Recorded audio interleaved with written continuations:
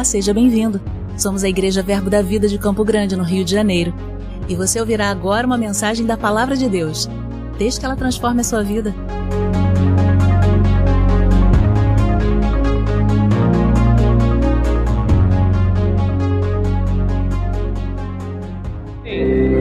Boa noite, queridos. Eu não sei você, mas eu estava com saudade de você. Amém? Passei um tempo distante, conheci outros lugares, mas a melhor coisa que viajar ainda continua sendo voltar para casa. Amém? Glória a Deus por tudo aquilo que Ele fez nesse lugar, na minha ausência. Glória a Deus por aquilo que Ele vai fazer. Nós estamos mudando de estação. Estamos indo para um caminho que o Senhor está apontando. E deixa eu dizer para você, não perde nada. Enche a sua bagagem, porque o Senhor tem preparado grandes coisas para nós. Amém? Glória a Deus. Você pode sentar, Ministério de Música. Só o teclado, meu amigo, companheiro. Fica aí. Glória a Deus. Obrigado, Pai. Coisa boa. Coisa boa. Bom, eu falei de manhã e vou compartilhar um pouco com vocês. Para quem não sabe, eu recebi de presente uma viagem à Flórida para uma formatura da primeira turma do Centro de Treinamento da Escola Bíblica Verbo da Vida nos Estados Unidos. Uma escola que era naturalmente impossível, porque, caso você não saiba, o Rema ele se originou nos Estados Unidos e lá ele tem o formato de universidade. Então, nos Estados Unidos não é a mesma visão do Rema daqui, que cada igreja pode ter um Rema, em cada bairro, em cada cidade um Rema. Mas nos Estados Unidos, quem quer fazer Rema tem que ir para essa cidade em Tulsa, em Oklahoma, para poder fazer. E fica lá 2 anos. Não é uma coisa muito comum, você tem que deixar emprego, família, para estar lá fazendo. Essa é a visão que o irmão Reagan recebeu lá, e nós sabemos que ela é poderosa, mas ela não atende, por exemplo, a brasileiros que estão nos Estados Unidos e desejam fazer o Rema, não podem fazer aqui no Brasil e também não tem, porque a maioria vai para lá trabalhar, não tem como ficar 2 anos ausente num curso desse. Então eu conheci algumas pessoas, entre elas um casal, que é nosso filho na fé, que desejava muito fazer essa escola. E era naturalmente impossível. Mas o diabo nos deu, de alguma maneira, através da sua maldição, Deus transforma em bênção. A pandemia acabou possibilitando a aula online. E a aula online criou a Escola Bíblica Verbo da Vida, que é um pouco diferente do Rema. Ela é reduzida para 1 ano só, mas ela permeia as mesmas matérias. E depois que a pessoa faz a Escola Bíblica Verbo da Vida, ela pode se tornar um alumni, e aí ela vai ter acesso a todas as aulas Remas do Brasil e do mundo. Então o conhecimento vai chegar para essas pessoas. Nós oramos por isso durante pelo menos 3 ou 4 anos, e chegou a escola bíblica lá. Esse casal de amigos se formou, fez o curso, e quando eles se formaram, eles me mandaram o convite da formatura e a passagem junto, e deram também a hospedagem para mim. Então eu fui nessa condição de convidado e usufruí também da conferência de ministro. Quando eu vi, eu estava na reunião de pastores da América do Norte, não sei o que eu estava fazendo lá. E tive a oportunidade de conhecer algumas igrejas. Não fui lá a passeio, não tem foto minha em outros lugares, porque eu não fui. Eu fui numa viagem ministerial mesmo, conheci igrejas, conheci famílias brasileiras que anseiam pela palavra da fé lá. Fiz um culto numa cidade, numa outra cidade também, em casas, sobre família. E a gente desfrutou de um tempo muito bom lá. Voltei com o coração acreditando que Deus vai me mostrar o que através dessa igreja de Campo Grande nós vamos poder fazer por aquele lugar. Amém? Lá eles ganham em dólar. Eles têm uma vida, um consumo muito maior e mais fácil que o nosso, mas o desejo deles hoje é receber a palavra da fé lá. Essa que você recebe todo domingo, toda quinta, terça-feira nos discipulados, faz a escola Rema. Isso que você tem à sua mesa todos os dias é o anseio dessas pessoas já há alguns anos. E eles anseiam de verdade. E eles estão desejosos, não porque falte igreja lá. Eu fui a igrejas boas, mas quem sabe que para cada tipo de ovelha tem um tipo de pasto. E essas pessoas, elas estão até se alimentando lá, mas elas desejam comer da comida que você come. Amém? E eu creio que Deus vai fazer algo, porque eu não ia fazer uma viagem dessa à toa. E sei que através da nossa vida, Samuel está lá em Angola, daqui a pouco a gente crê que vai estar à frente de uma igreja. A Aline Galdar, que saiu daqui, está lá na Europa, provavelmente vai ficar lá pelo lado da Itália em algum momento. O Guilherme vai estar à frente de uma igreja em Portugal daqui a pouco. Então, queridos, essa é uma igreja, um celeiro de ministros internacionais. Amém? E eu creio, uma vez, eu disse isso de uma forma simbólica, mas Josias pegou e levou a sério. Eu disse, cara, seria muito bom ter uma igreja, né, que saiu da gente em cada lugar do mundo. Josias disse que era em todos os países do mundo. Eu falei, eu peguei, né, porque quando o mestre profetiza, a gente leva mais a sério ainda, né? Mas eu creio que em bastantes lugares do mundo a gente vai colocar, né, a planta dos nossos pés. E aí, quem sabe eu vou no apartamento da Mira no Japão, qualquer dia desse. Glória a Deus. Eu não sei se os japoneses estão preparados. Eu oro por eles, amém? Intercedo por eles. Porque eu fico imaginando, tudo lá tão calminho, tão organizadinho, chega a Mira. Mas glória a Deus. Deus tem um povo para cada um de nós, amém? Glória a Deus. Então, querido, estive lá, vi muita coisa boa. Andei em carro que dirige sozinho, vi um monte de coisa boa, mas percebi também que algumas coisas, elas podem se perder no meio do caminho.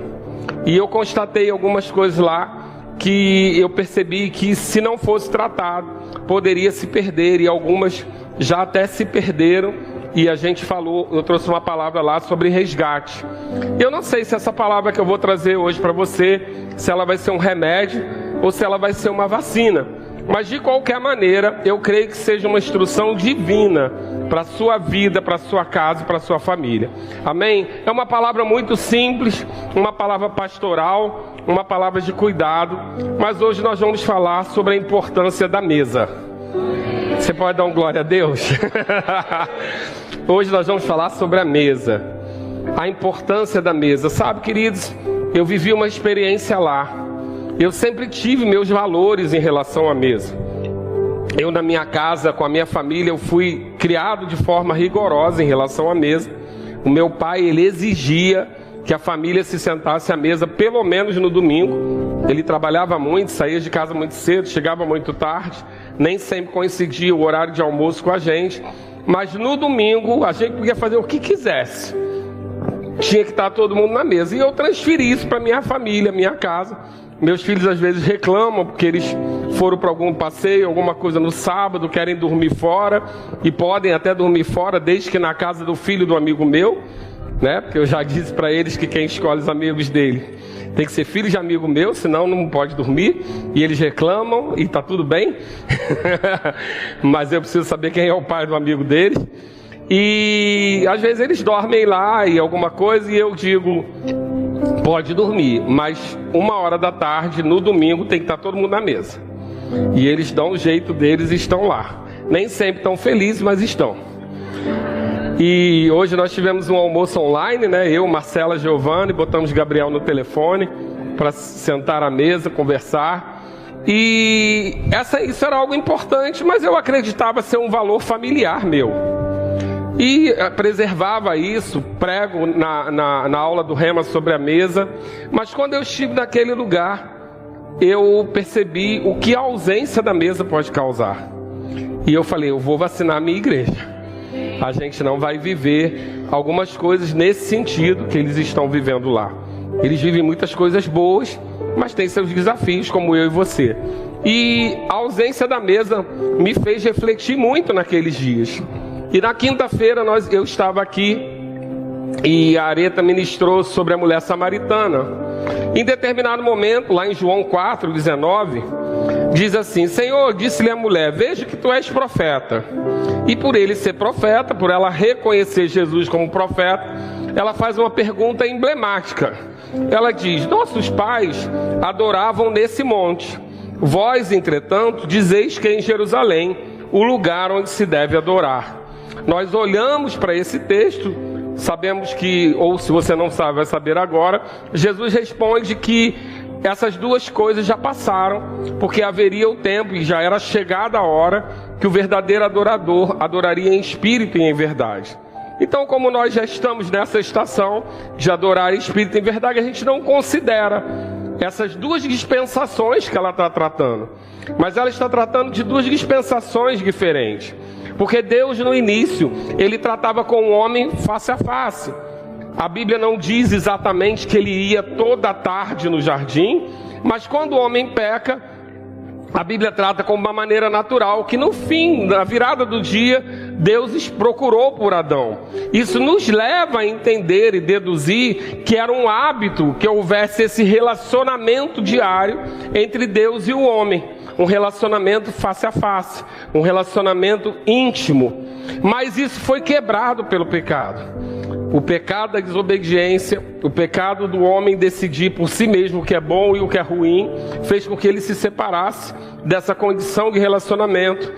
Deus, por ser revestido de glória, não poderia conviver com o pecado, não por ele, mas pelo homem, porque o homem, depois que entrou o pecado, ele não resiste à glória de Deus, o corpo dele não resiste, e Deus, para preservar o homem, expulsa o homem do jardim, porque não há como o pecado conviver com a glória. O pecado, diante da unção, diante da glória, ele é fulminado.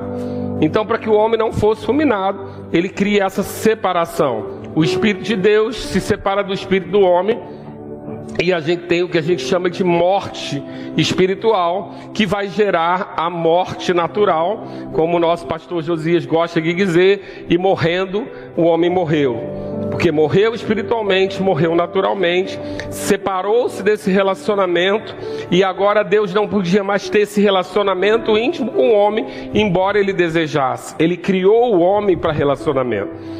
Então o homem agora passa a viver novas alianças com Noé, com Abraão, mas com aparições esporádicas. E algumas dessas aparições eram no monte, como foi com o próprio Moisés. Então se entendia que Deus se falava no monte, então se adorava no monte. Porém, quando chega lá por volta de Êxodo 25, Deus faz uma nova proposta a Moisés. Ele mantém alianças, ele tem aliança com Abraão, ele tem aliança com Noé, ele mantém as alianças com a descendência de Abraão. A descendência de Abraão prospera, a família de Jacó cresce, dali de Jacó, os hebreus no Egito são aprisionados, são escravizados. Deus liberta eles, coloca eles numa condição de segurança e depois trata com Moisés. Moisés, eu quero agora um novo nível de relacionamento. E ele ensina então o homem a criar o tabernáculo. Que no tabernáculo, diante de algumas regras e situações que eram sombra do que nós viveríamos em Jesus, Deus habitaria no meio do povo. Mesmo que fosse numa arca, que o sacerdote só pudesse entrar uma vez por ano, Deus estaria no meio do povo, guiando e conduzindo o povo, como sempre foi a sua vontade. Mas naquela condição de estar dentro de uma arca, separado por um ritual, separado por regras, etc. Mas quando aquela mulher samaritana, ela está perguntando, qual dispensação nós estamos? Porque o meu povo, que não viveu essa aliança da arca, ele diz que é no monte, que é lá que Deus aparece. Mas o seu povo, que já viveu essa aliança, diz que agora é em Jerusalém, diz que agora é no templo, porque depois do tabernáculo veio o templo, e a arca foi levada de um lugar para o outro. Mas ali ela está falando de duas dispensações. Uma onde Deus distante, o homem distante de Deus, Deus aparecia esporadicamente no monte. E depois uma outra estação onde Deus se coloca dentro de uma arca para habitar no meio do povo e conduzir o povo dessa forma. Mas sabe que nós não vivemos nenhuma dessas duas dispensações, porque nós já estamos num tempo onde o tabernáculo somos nós e Deus vem habitar dentro de nós. Mas uma característica importante em Êxodo 25 é que quando ele dá as estruturas, a construção do tabernáculo, ele fala pela primeira vez na Bíblia sobre a mesa da propiciação. E é curioso você entender, porque no tabernáculo, eu vou abrir um parênteses agora, porque eu tive uma experiência fantástica, ganhei também de presente uma boa experiência. Eu precisei fazer uma espera de 12 horas no aeroporto, porque eu cheguei em São Paulo às 8 e sairia de São Paulo às 8 da noite para vir para cá. Então eu ficaria lá 12 horas inúteis. Então uma pessoa lá de São Paulo, que vez por outra se hospeda na minha casa, me buscou no aeroporto e foi fazer um passeio comigo e me levou lá no Templo de Salomão. Eu não consegui entrar no templo, não porque eu era impuro, mas é porque o culto era às 8. O culto era às 8 e não dava para eu esperar. Mas antes de entrar no templo, que por fora é lindo, deve ser lindo por dentro, tem uma excursão pelo tabernáculo. Então do lado de fora tem um tabernáculo montado e você entra no santo, depois no santo lugar, depois no santo dos santos, e tudo aquilo que a gente lê na Bíblia está lá, feito para que a gente representado para que a gente possa conhecer. Uma pessoa vestida de sacerdote pega um cordeirinho de plástico e vem junto conosco fazendo sacrifício e explicando item por item. Eu adorei, queria fazer excursão para a igreja de criança urgente, porque era uma aula do Rema lá, ele explicando item por item de forma muito ilustrativa. Dentro do átrio pode tirar foto, mas no santo lugar nem no santo dos santos pode. Então nem tem foto para mostrar para você. Mas estava lá a bacia, estava lá o lugar do sacrifício, estava lá a mesa da propiciação, depois até a gente chegar na arca. E a gente vai percebendo que todo o meio do caminho, tudo que tem é relativo ao sacrifício. Mas a mesa não é lugar de sacrifício. A mesa está lá com os pães da propiciação, e nós sabemos que a palavra diz quem é o nosso pão da vida. Então a gente vê que a mesa ela está ali simplesmente para relacionamento. E Deus então pela primeira vez em Êxodo 25 trata sobre a mesa. Quando ele diz que ele quer, eu quero mais relacionamento, eu quero habitar no meio do povo. Então a mesa ela aparece na Bíblia pela primeira vez numa ocasião de relacionamento, de volta de relacionamento de Deus com o homem. E aí a partir daí você não vai parar de ver a mesa em ocasiões onde coisas eram compartilhadas. Você vai ver uma ocasião, por exemplo, onde o filho de Jonatas, que tinha uma aliança com Davi, após morrer toda a família, Jonatas era filho de Saul e pai de Mefibozeque. Só que Mefibozeque, quando é criança, ele tem um acidente e ele fica deficiente. E porque a família dele foi perseguida por conta de Saul, ele fica numa condição miserável. Passado muito tempo, Davi lembra da aliança que tinha com Jonatas e manda procurar se tem alguém da família ainda para ele honrar aquela aliança com Jonatas. E ele acha Mefibozeque, traz ele para casa numa condição miserável, mas não coloca ele como servo. Diz a ele que pela aliança que ele tem com Jonatas, ele deveria sentar-se à mesa como filho. E na mesa, nós sabemos que a deficiência de Mefibozeque sumia. Porque na mesa nós ficamos muito igualados. Na mesa nós igualamos a nossa voz, igualamos o nosso olhar, igualamos a nossa posição. Porque a mesa é um lugar de comunhão, a mesa é um lugar de compartilhar, a mesa é um lugar onde você olha olho no olho. Diferente de como você está aqui lado a lado, na mesa você está de frente um para o outro. Então a mesa ela tem esse valor agregador de comunhão, a simbologia de você parar para fazer algo. Mas sabe que a rotina, o dia a dia, a agitação pode roubar isso de nós e a gente nem sabe o valor daquilo que está sendo roubado. Mas eu comecei a meditar sobre isso e perceber a importância que a mesa aparece na Bíblia. Jesus, quando falava a multidões, falava nos montes, mas quando era com os discípulos, ele falava à mesa. Ele sempre tratava coisas muito profundas no partir do pão, no compartilhar uma refeição. É na mesa que Jesus fala sobre, é na mesa que Jesus explica sobre a ceia, é na mesa que Jesus tem os pés lavados, relacionamento, serviço, porque é na mesa que, enquanto Marta serve, Jesus tem relacionamento com Lázaro e Maria adora. A mesa ensina muita coisa pra gente sem que a gente abra a boca para falar. E eu comecei realmente a meditar sobre a importância da mesa e considerei muitas coisas, muitos aspectos que nós poderíamos ver na Bíblia texto por texto. Mas eu quero fazer algumas passagens com você de forma meio rápida, porque falamos desse relacionamento do homem com Deus diretamente, depois através de aparições, depois através de relacionamento num santuário para habitar no meio. Mesa é lugar também de relacionamento, de restaurar relacionamento. Mesa é um lugar onde a gente vai construir algumas coisas na vida do nosso filho, na vida da nossa família. E eu quero dar alguns exemplos para você, porque a nossa mesa ela também pode ser separada como um lugar santo. Lá em Êxodo 30, a partir do 25, diz que ele dá instrução para fazer o óleo sagrado para unção. Diz que é um perfume, que vai ser esse óleo da unção. E lá no 26 ele diz: com ele ungirá a tenda da congregação, a arca do testemunho e a mesa com todos os seus utensílios. Isso me fez despertar que tudo aquilo que era ungido era considerado santo e separado ao Senhor.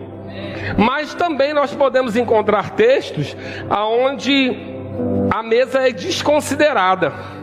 A mesa do Senhor pode ser desconsiderada, mas a mesa é um lugar de filho. Sabe, querido, a mesa não é o lugar do servo.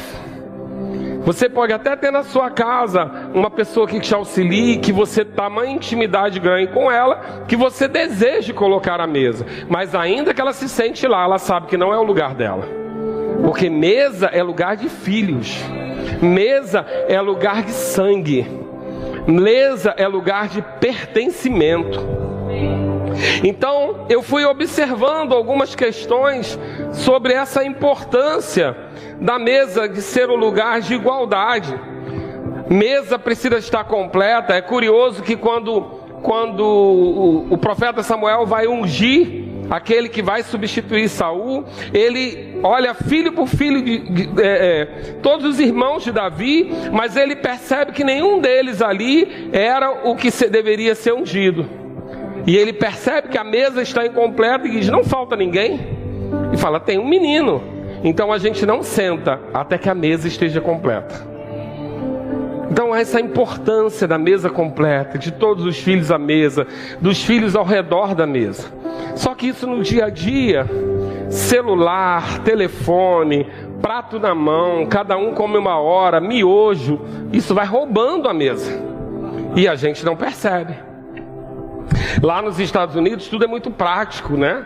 Você compra já as folhas lavadas, as verduras, os legumes, tudo vem lavado já. Você abre na mesa e come ali mesmo. Tem muita facilidade para fazer as coisas.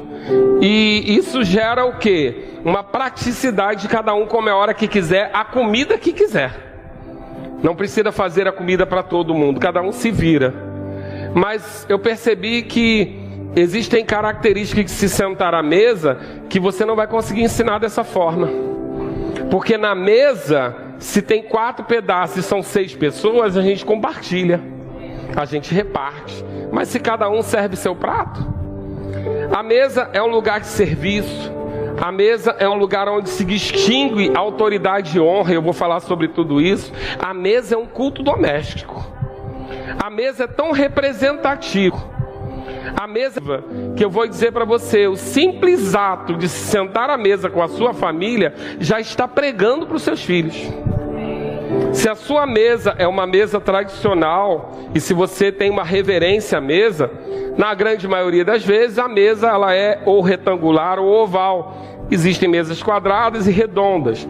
E ainda que ela não tenha uma cabeceira específica, existe uma posição de comando. Quem sabe que uma mesa redonda, quando ela é encostada na parede, aquele que senta encostado na parede está de frente para tudo, mas é incapaz de fazer as coisas. Então ele dá comando. Daquele lugar, ele tem controle e direção.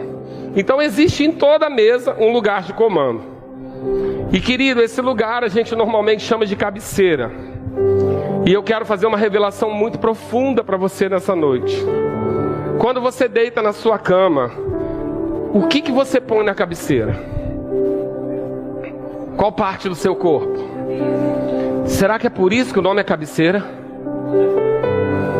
Então deixa eu dizer uma revelação muito profunda para você. Na sua mesa, quem senta na cabeceira é o cabeça da casa. Se você é uma mulher que cria seus filhos sozinhos, é você que senta. Mas se existe um homem, a Bíblia diz que Deus colocou o Cristo como cabeça da igreja e o homem como cabeça da sua família. E qual a importância que tem isso? Toda. Porque quem senta na cabeceira não alcança nada. Dá comando o tempo todo. Pega o sal, por favor. Me passa a salada. Vê mais um pouco dessa bebida para mim. Geralmente, ao lado da cabeceira está a auxiliadora idônea. Aquela que foi criada para cobrir justamente aquilo que o homem não consegue fazer sozinho. Aquela mulher sentada ao lado ali, ela não passa só o sal e a bebida.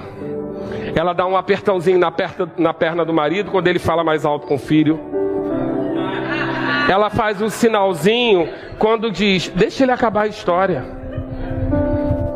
A mulher, ela entra nessa posição de auxílio, de administrar, porque ela foi feita assim. Existe um livro secular que diz que o homem é uma cobra, ele vai numa direção reta. Mas a mulher é um polvo, ela tem tentáculos. Por isso que ela acha a meia no nosso armário, a manteiga no final da geladeira, sabe onde você botou sua chave, balança o carrinho enquanto fala no telefone e passa a lixa na unha. Porque ela é um polvo. E por que ele é assim? Porque o homem, Deus viu, não é bom que o homem viva só. Vou lhe criar uma auxiliadora, uma ajudadora capacitada. Ou seja, para cobrir aquilo que o homem sozinho não poderia fazer. Mas o homem dá a direção na mesa, essa mulher auxilia e seus filhos estão vendo. Estão compartilhando o serviço. Pega a faca para o seu pai, corta isso aqui, divide isso com seu irmão. Serviço, compartilhar. Uma adolescência selfie, que tudo é só para eles, se sentar a uma mesa, e se você for sábio de ter um cestinho para botar os telefones, porque mesa não é lugar de telefone, mesa é lugar de refeição, de comunhão, de família, e fala com você alguém que adora um telefone, mas graças a Deus pela minha mulher, que sempre me lembro de tirar ele da minha mão. Mas mesa é lugar de comunhão, e ali o que o seu filho está vendo? Ele está aprendendo sobre honra. Existe uma cabeça na casa. Existe uma mulher que auxilia. Nós temos que compartilhar. Nós temos que servir uns aos outros. Na mesa, meu pai fica na mesma altura que eu e olha nos meus eu sei se você está abatido ou não. Eu sei pela forma que você está mexendo no talher, se o dia foi ruim. A mesa compartilha emoções, a mesa compartilha pensamentos, a mesa compartilha ideias. Seu filho está vendo você dando direção, a sua mulher te auxiliando, o serviço sendo distribuído, a honra ao lugar de cada um. Quando ele vai para o casamento dele, ele sabe o papel dele, ele sabe o lugar dele. Então nós estamos ali sentados num culto. Parece que a gente está só comendo, mas a gente está compartilhando coisas. Sabe, queridos, uma coisa que é curiosa, e quando a gente começa a meditar, a gente vai vendo muitas coisas. Aquele rapaz, o filho pródigo, ele quando esteve fora e gastou tudo, ele não sentiu saudade da faculdade, das viagens, das roupas boas. Ele se deu conta que ele estava mal quando ele percebeu que ele não tinha mesa. Porque foi na hora da refeição que ele lembrou, na casa do meu pai até os servos são melhor tratados que isso. Será que nossos filhos vão ter a lembrança da mesa? Quem aqui não lembra do arroz da mamãe? Quem não lembra do bolinho de chuva da vovó? Quem não lembra de coisas? E deixa eu dizer, minha mãe nem cozinhava tão bem, mas até hoje eu sinto falta do jeito que ela fazia. Eu contei aqui pela manhã, minha mãe gostava de inventar com sobra, né? 5 filhos.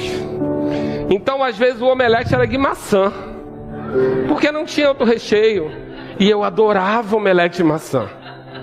E Marcelo até hoje não entende quem come omelete de maçã. Minha mãe cozinhava chuchu. E por favor, não me deem chuchu de presente. É só um exemplo, amém? Eu tenho medo agora de dizer o que eu gosto. Marcela não comia chuchu na casa dela. Lá na minha casa não tem chuchu. Eu sinto falta de comer chuchu com carne moída e ovo cozido. Minha mãe fazia. Era maravilhoso. Vou te chamar para comer. Você vai dizer, isso para mim tem valor. Porque era a minha mesa. Era a mesa da minha casa, do meu pertencimento. E naquele lugar se tratava coisas. Tinha dias de correção, mas tinha dia de piada. Tinha dia de riso junto. Tinha dias de ensinar a comer melhor. Tinha dia que tinha que comer o que não queria. Mas isso construiu o meu caráter também. Então a mesa, ela é um tempo que, se a gente não separar no meio dessa correria louca que a gente vive, a gente nunca vai ter tempo para a nossa família. A gente nunca vai ter tempo para saber como foi o dia dos nossos filhos. A gente não vai ter tempo para demonstrar a Ele a gratidão que a gente tem ao Senhor. Porque aquela oração no final da noite para dormir, ela é quase religiosa. Você está cansado. Mas na mesa, você diz para o seu filho que reconhece que aquele alimento foi o Senhor que colocou ali. Seu filho aprende gratidão. Ele aprende de onde vem. Ele aprende que é o Senhor que nos provém. Ele vê que mesmo na sua força, você reconhece que foi o Senhor que te deu. Então, mesa é lugar de serviço. Mesa é lugar de compartilhar, mesa é lugar de comunhão, mesa é lugar de recordação, mesa é lugar de igualar a gente, mesa é lugar de olhar um no olho do outro, mesa é lugar de tempo de qualidade. O que a gente hoje é muito escasso, porque mesmo em casa você está no telefone, na televisão, na internet, pagando conta. Aquele horário é o horário que todo mundo precisa separar para estar junto com qualidade. Mesa é um lugar onde vai se aprender que se tem pouco a gente reparte, se tem muito a gente não desperdiça. Mesa talvez é um lugar que você vai falar das criancinhas na África para o seu filho, mas que também você vai dizer para ele ser grato pelo que tem. Então tem muita coisa envolvida na mesa. E o que é que eu percebi nesse tempo? Que em alguns lugares que eu fui, a mesa era só um adorno da sala, um enfeite, um lugar para colocar a chave e o livro quando chegava. Mas as pessoas não se sentavam ali. E hoje, cientificamente falando, se sabe que crianças ou adolescentes que sentam à mesa para jantar tiram melhores notas na escola. Crianças e familiares que se sentam à mesa para a refeição têm menos necessidade de sexo precoce. Pesquisas, eu não tenho como mostrar todas aqui para você, mas pesquisas que mostram as consequências de uma família desestabilizada. Uma família, por exemplo, onde não existe a presença paterna, e isso não é escolha de ninguém, mas hoje se sabe que a ausência paterna, as famílias sem pai, têm mais chance de abuso, têm mais chance de uso de drogas, têm mais chance de sexo precoce. Por quê? Porque o senso de pertencimento é abalado. Então, quando a gente não sabe a quem pertence, a gente se negocia por um prato de lentilha. O que o diabo quis fazer com Jesus? Provar que ele não era filho. Se és filho, faça isso. Se és filho, faça aquilo. Qual foi a tentação de Jesus? Foi provar que era filho. Mas o que ele tinha? Ele tinha recebido no batismo a afirmação do próprio Senhor: você é meu filho amado, em quem eu me comprazo. A mesa é um lugar onde você tem essa oportunidade de, numa oração em família, talvez você seja tímido para dizer o quanto você ama o seu filho, mas numa oração você pode dizer: Pai, obrigado pela minha família, obrigado pela minha filha, obrigado pelo meu filho, obrigado porque eles têm saúde, obrigado porque eles são inteligentes. Coisas que talvez você não tenha no dia a dia a condição de dizer, ou até que você ama a sua esposa. Numa oração de mão dadas na mesa, você pode dizer: obrigado, Pai, porque o Senhor me deu uma mulher digna, uma mulher de honra. Obrigado, Senhor, porque o meu marido é trabalhador, é honesto.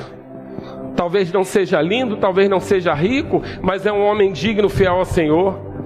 São oportunidades que você tem de compartilhar. Hoje é dia de feijão, arroz e bife. Amém? Não fique esperando nada extraordinário, porque é papo de pastor. Mas eu sei que uma palavra como essa pode salvar sua casa, sua vida. Uma palavra como essa pode fazer você ativar coisas que estavam perdidas. Uma palavra como essa pode explicar por que talvez seu filho não te ouça mais. Porque, querido, deixa eu dizer uma coisa. Eles sempre querem falar. Eles às vezes só não sabem se você quer ouvir.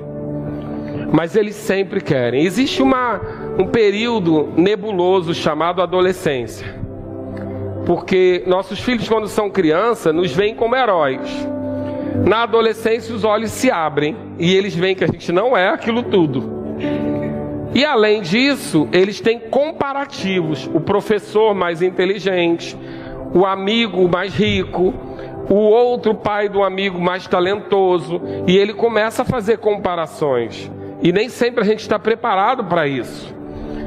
Aquele que era o herói, agora é o ridículo. Eles amam falar ridículo, né? Mas por quê? Aquilo tudo é novo para eles.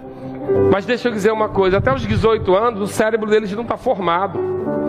Eles não têm esse poder de decisão, de causa e consequência. Então para de acreditar no que o mundo está dizendo, que seu filho tem que fazer o que ele quer.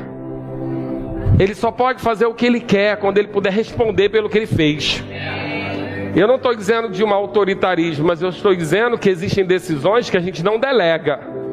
Que a gente vai dizer na mesa que isso pode, isso não pode. Cara feia ou não, enquanto você paga as contas, está na sua casa e não responde na delegacia, você dá a palavra final. Então, são coisas que a gente pode ir perdendo porque o mundo está muito moderno. Mas, querido, deixa eu dizer uma coisa para você. Daquilo que Deus nos deu, a nossa família é nosso maior tesouro nessa terra. A gente tem a salvação e a nossa família é o nosso bem mais precioso. Se eu não posso dedicar tempo a esse bem, como que eu posso querer que Deus me dê mais coisa? Eu preciso cuidar daquilo que Ele me confiou. Porque deixa eu dizer, o seu filho não é seu, é dele. Deus não tem neto. Ele só deu para você cuidar. E você não ter um tempo para dedicar a Ele faz me lembrar daquele versículo que diz: aquele que diz que ama a Deus e não ama seu irmão, que ama a Deus é quem não vê, e ama seu irmão e não ama seu irmão, que vê é mentiroso. Querido, eu vou fazer uma analogia simples, mas se você não tem tempo para sentar à mesa e ouvir seu filho, não vem me enganar que você tem tempo para se sentar no quarto, para parar no quarto e ouvir a Deus, que você não vê. Então é um exercício, silêncio total. É um exercício para você fazer e observar que existem coisas que você não vai perceber no dia a dia, na correria, mas você vai sentar na mesa e você vai ver um brinco diferente. Sabe que antes da primeira tatuagem você pode perceber alguma pista? Antes do primeiro corte de cabelo radical você pode perceber alguma coisa? Essa cor do cabelo dela significa o quê? Vai lá na internet, procura. Os sinais estão sempre lá. Sempre existem sinais. Mas a correria nos rouba isso. Senta à mesa com a sua família. Se não puder ser uma vez por dia, que seja uma vez por semana. Mas honre o lugar da mesa. Honre a honra da mesa. Honre o lugar de cada um na mesa. Querido, deixa eu dizer uma coisa, uma casa onde tem uma mesa e onde o cabeça é honrado, dificilmente o filho desse cabeça vai ter tanta dúvida de sexualidade. Dificilmente. Se ele sabe que ser cabeça é um lugar de honra, dificilmente ele vai querer copiar outra coisa. Muitas vezes o que ele está procurando é o que ele não viu. Ele não viu honra para essa cabeça. E por que ele vai querer ser cabeça também? Então, muitas vezes, num simples gesto de uma refeição, você está ensinando valores absolutos para o seu filho. E quando ele estiver longe de você, ele não vai lembrar da faculdade, ele não vai lembrar das viagens, ele não vai lembrar da roupa boa, mas ele vai lembrar da mesa. Então, meu convite para você nessa noite é a gente se sentar à mesa. A mesa é o lugar onde Jesus partiu o pão. E aqueles discípulos de Emaús só reconheceram que era ele depois ressuscitado na mesa, no partir do pão. Pedro foi resgatado numa mesa simbólica comendo peixe. Jesus ajustava coisas, entregava promessas na mesa. E quando eram 5.000 para alimentar, era de qualquer maneira, em fila? Não. Senta aí de 50 e 50. Porque refeição se compartilha, olho no olho, de frente um para o outro.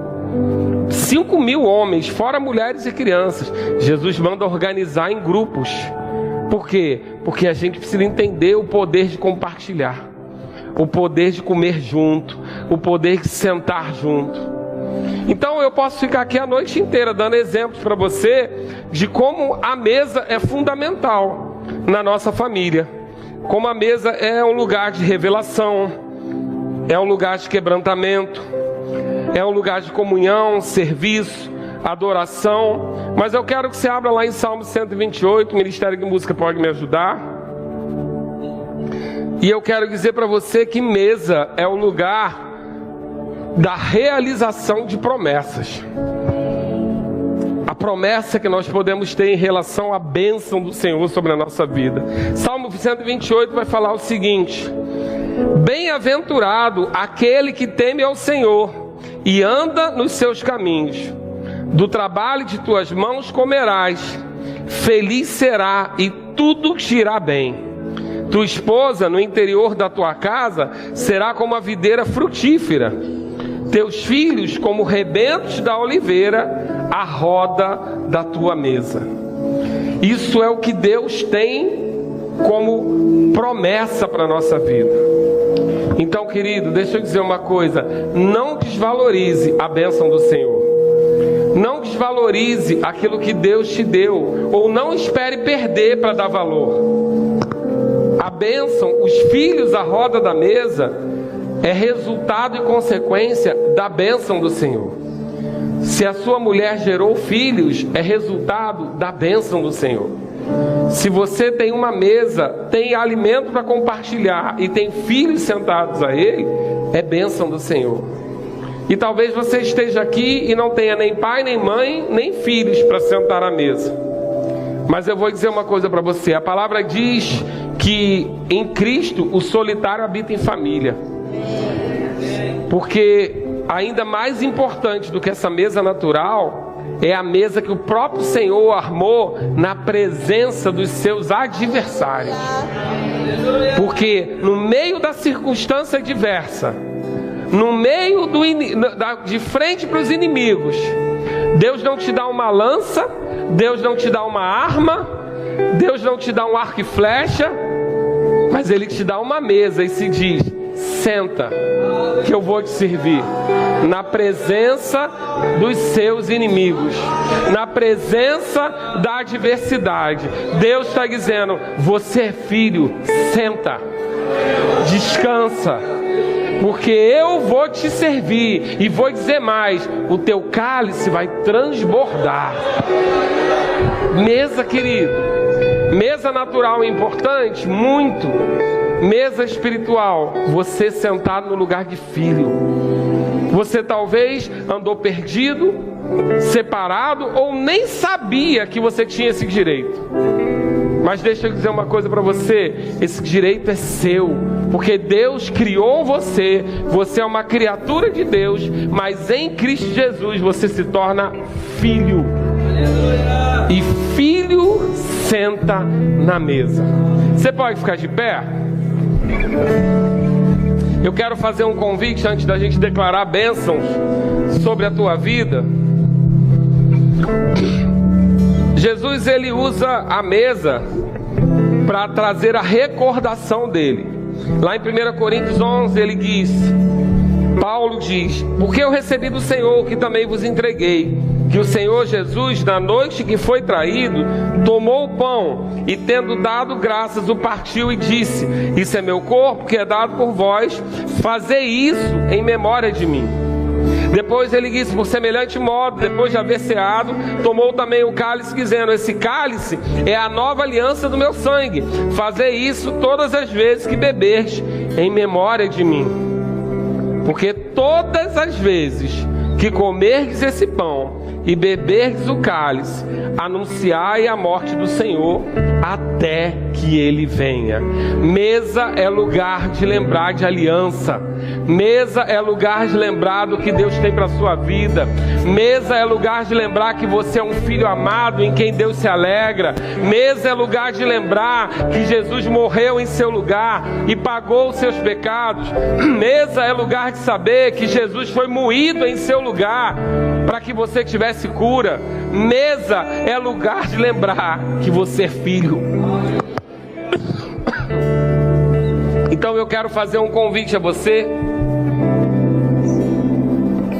que porventura entrou nesse lugar e não sabia que a sua cadeira já estava marcada, não sabia que tinha uma mesa posta para você, na presença de qualquer circunstância, de qualquer adversidade, o seu lugar está marcado. A palavra diz que você precisa crer com o coração e confessar com a boca que Jesus morreu, ressuscitou, que através do sacrifício Ele te salvou e que você deseja que Ele seja o seu Senhor. A Bíblia diz que nesse momento o pecado de Adão, que separava o homem o espírito do homem do espírito de Deus, ele é apagado. O pecado da desobediência, o pecado da independência, o pecado de dizer o que é certo, o que é errado, ao invés de ouvir de Deus, esse pecado é apagado. Esse pecado de Adão que você carrega é apagado, é cancelado. E o Espírito de Deus, que antes era afastado de você, não porque quisesse, mas porque não podia habitar num corpo pecador, agora pode habitar dentro de você. Como? Pelo simples reconhecimento que você aceita o que Jesus fez por você. Pelo simples reconhecimento de que você aceita que Jesus pagou a sua dívida. Então nós vamos ter aqui uma mesa de bênção. Mas você não vai poder ficar de fora. Se você está aqui nesse lugar e você nunca confessou Jesus como Senhor e Salvador da sua vida, acena para mim, fala assim: meu lugar está aí nessa mesa, eu quero me sentar. Quem é você? Eu quero nascer de novo, eu quero receber, eu quero saber que o meu lugar está marcado. Sabe, querido, eu não sei, talvez você nem tenha provado da fartura da casa do seu pai a ponto de ter saudade. Então você pode dizer: o que muda nessa mesa? Eu vou dizer: as circunstâncias externas não mudam não, mas a segurança que está sentado à mesa do Pai muda tudo. Muda a certeza de que você é amado, de que você é filho, de que nenhuma arma forjada contra você vai prosperar, de que 1000 caem ao lado, 10.000 à sua direita e você não vai ser abalado. Muda que você vai saber que no meio de qualquer circunstância nunca mais você vai estar sozinho. Quem é você? Eu quero orar por você. Acenda a sua mão. A igreja vai começar a adorar. A igreja começa a louvar. Feche seus olhos, querido. Lembra dos motivos de gratidão que você tem por estar nessa mesa. Eu sei que se você já é nascido de novo, você tem pelo menos uns 10 livramentos para agradecer. Você tem pelo menos aí a gratidão de muita coisa que você recebeu. Mas se você está aqui e você ainda não tem Jesus como Senhor e Salvador da sua vida, ou você nunca publicou isso, nunca falou isso publicamente, eu quero orar com você para a gente poder, como Samuel falou, sentar à mesa, porque a mesa tem que estar completa, amém? Quem é você que a gente vai orar hoje e vai receber esse lugar de filho? Obrigado, Pai. Obrigado. Obrigado, Pai. O Espírito Santo, aquele que convence o homem do pecado, da separação de Deus, Ele vai trazer e tratar aquilo que precisa. Mas eu vou dizer uma coisa para você: o seu pai está à beira da estrada. Aquele filho pródigo, quando se separou do pai e foi gastar o dinheiro com meretrizes, ele pensava que o pai ia recebê-lo como servo. Era o que ele ia pedir. meu pai vai lembrar de tudo que eu fiz de errado e vai me colocar numa posição que serve. Mas a Bíblia diz que mal ele apontou na beira da estrada, o pai que estava à beira do caminho, esperando por ele, e aquilo demonstra que todos os dias, naquele horário, aquele pai estava naquele lugar, ansioso por esse retorno. Quando ele vê aquele filho, ele corre ao encontro do filho, e ele coloca no filho um anel, dizendo que ele era filho, que ele tinha herança. Troca as vestes dele, dá uma sandália que só os filhos recebiam para entrar nas casas, e ainda manda matar o cordeiro para celebrar. Deixa eu dizer, teu pai está agora na beira da estrada dizendo: vem, filho, vem para o seu lugar. Você não foi criado para andar desamparado. Você não foi criado para comer as alfarrobas dos porcos. Você não foi criado para viver em dificuldade. Você não foi criado em falta, em necessidade, desamparado ou sozinho. Eu sou o teu pai e eu estou te esperando. Cadê você? Eu quero orar por você. E deixa eu dizer uma coisa para você. De manhã Deus me disse isso, e Ele está falando a mesma coisa agora. Não é uma decisão só sua, é uma decisão para você e para sua casa.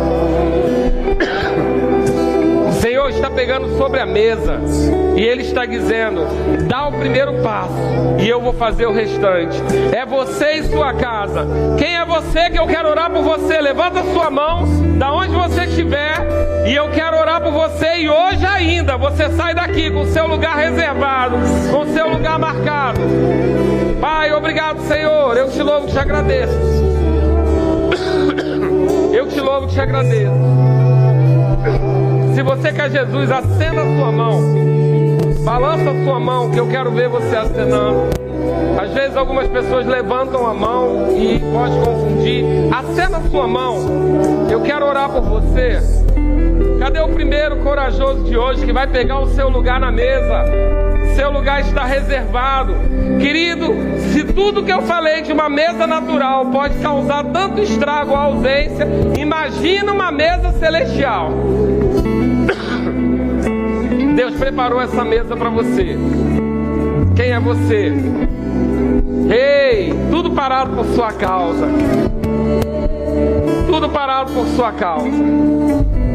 A gente está te esperando. Ei, Pai, obrigado, Senhor. Santo é o teu nome. Obrigado. Luciano, você confere essa mão aí atrás.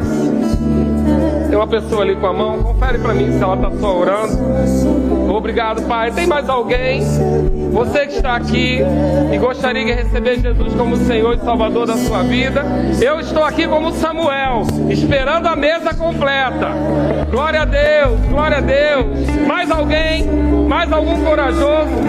Eu quero orar por você, querido. Tem um lugar na mesa para você. Tem um lugar na mesa para você. Quem é o segundo corajoso que vai sentar nessa mesa e vai receber o anel no dedo, a sandália nos pés, vestes novas? Deus tem um recomeço para você. Deus tem um recomeço para você. Obrigado, Pai. Obrigado, Senhor. Obrigado, Pai.